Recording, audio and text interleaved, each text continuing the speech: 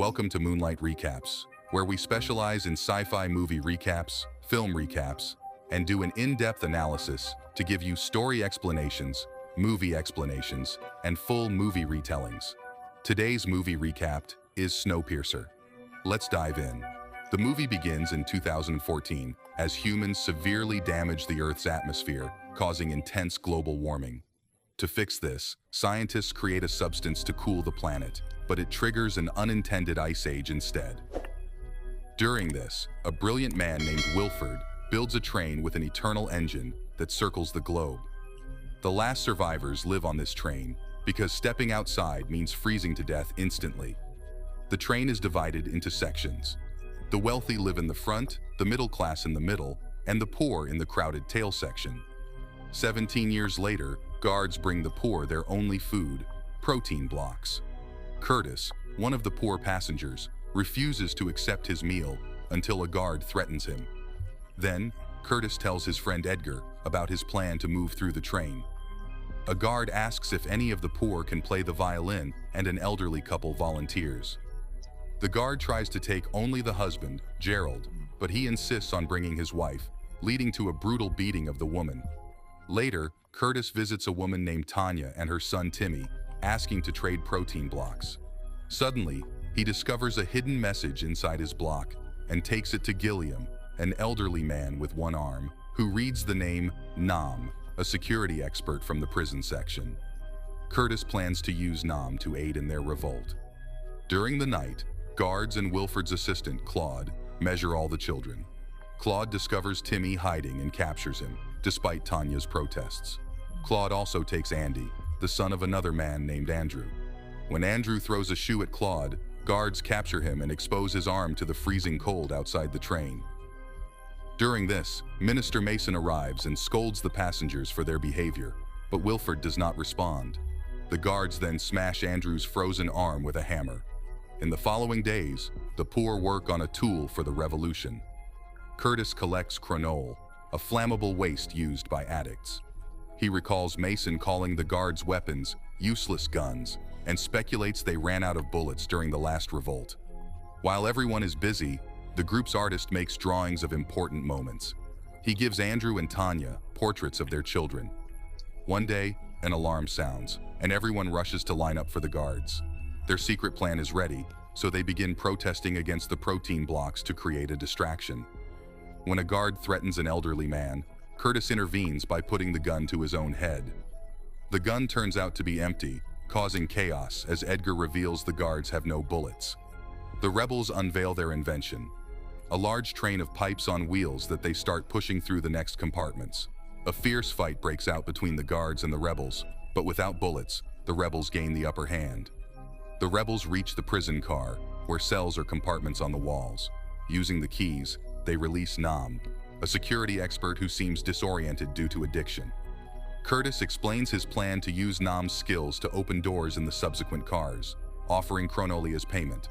Nam smokes a cigarette, a rare find as they haven't been available for over a decade.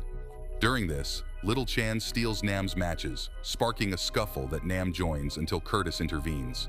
Nam then reveals he took the keys and opens another compartment containing his daughter Yona, who is also an addict. Nam agrees to help if he and Yona receive cronole for each door.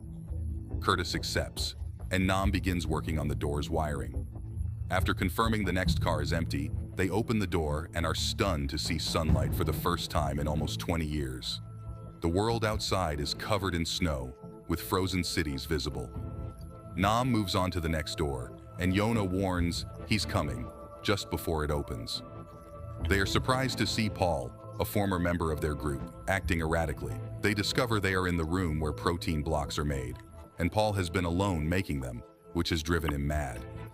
Curtis examines a machine and is horrified to find the blocks are made from cockroaches. He finds another capsule with the word water inside, learning the water supply is a few cars ahead. Controlling it could give them leverage in negotiations. As Nam works on the next door, Curtis talks with Yona, learning she was born on the train. Curtis, who came from outside, can't remember life before the train. Yona seems hesitant when she warns not to open a door, but it opens to reveal masked men armed with axes. a brutal fight ensues, with both sides suffering heavy casualties. During the chaos, Curtis slips on a fish, but Edgar saves him from an attacker just in time. At the front of the train, more masked men and a few guards announce they're nearing a bridge. They start counting down, and as the train reaches the bridge, they cheer, "Happy New Year!" However, the bridge has been covered with thick ice for the past year. The train shakes violently, causing everyone except Yona and Nam to fall. They look out the window to see the cliffs below. Finally, a guard announces they've crossed the bridge, and everyone stands to resume the fight. Suddenly, Mason and the Francos enter the car. Mason scolds the rebels for not appreciating the shelter and food Wilford provided. She declares that 74% of them will die. Furious, Curtis throws an axe at her, but it's blocked. Mason then uses binoculars, and her men put on special masks as the train enters a long tunnel. The car goes dark, but the guards can still see with their masks.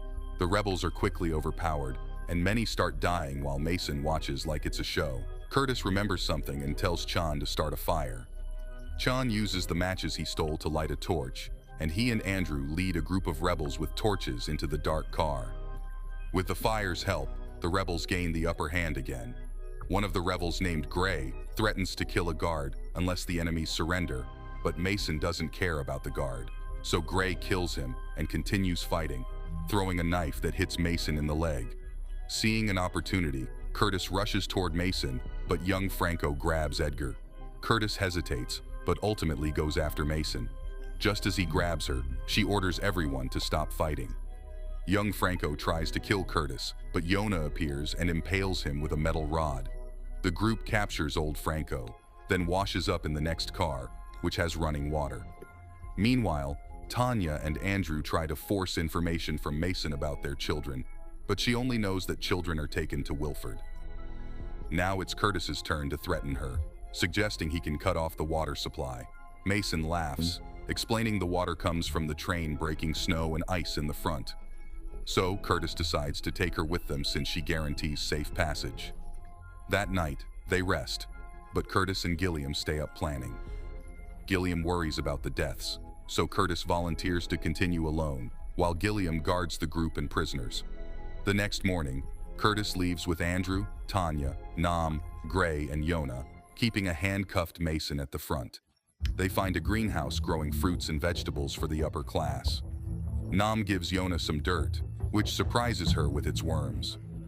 Next is a giant aquarium, where Mason offers them sushi. They learn fish are only eaten twice a year to maintain the ecosystem. Then, Curtis enjoys making Mason eat a protein block instead of sushi after seeing her disgust. Passing through a butcher car, they find a classroom full of screaming children. Using drawings, Tanya and Andrew try to find their kids, but a boy only knows they were taken further in the train. In the classroom, children are manipulated to believe that Wilford is their savior. Next, she plays an instrument and sings a song about freezing to death if the train stops. Then, they pass a spot where frozen bodies of escapees are statues in the snow. A man brings a cart filled with warm New Year's eggs. Everyone grabs eggs, and Gerald plays the violin. Tanya notices how much Gerald has changed since getting the job. Then, Curtis finds a capsule in an egg with a message saying, "Blood." When the cart man reaches another car, he and the teacher pull guns from the egg piles and start shooting. The rebels take cover, and Gray kills the teacher. Mason tries to shoot Curtis, but he knocks the gun away, as a live video shows the teacher killing Andrew. Gray then kills her with a knife. Curtis tries to reach Mason, but sees old Franco shoot Gilliam.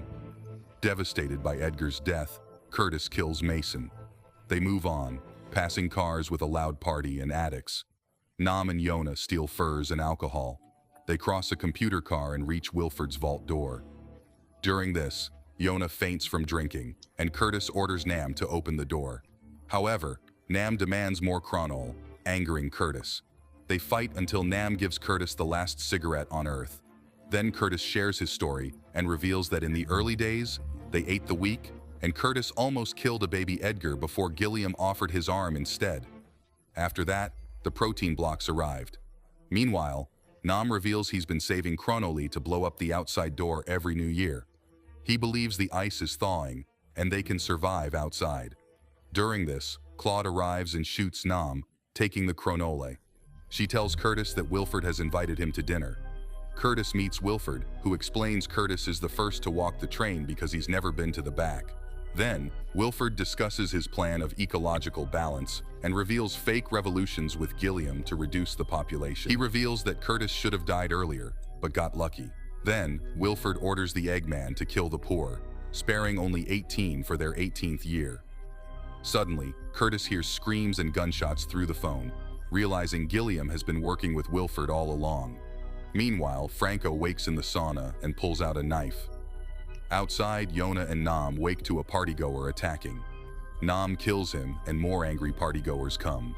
Then, Nam blocks the bridge and Yona opens the door.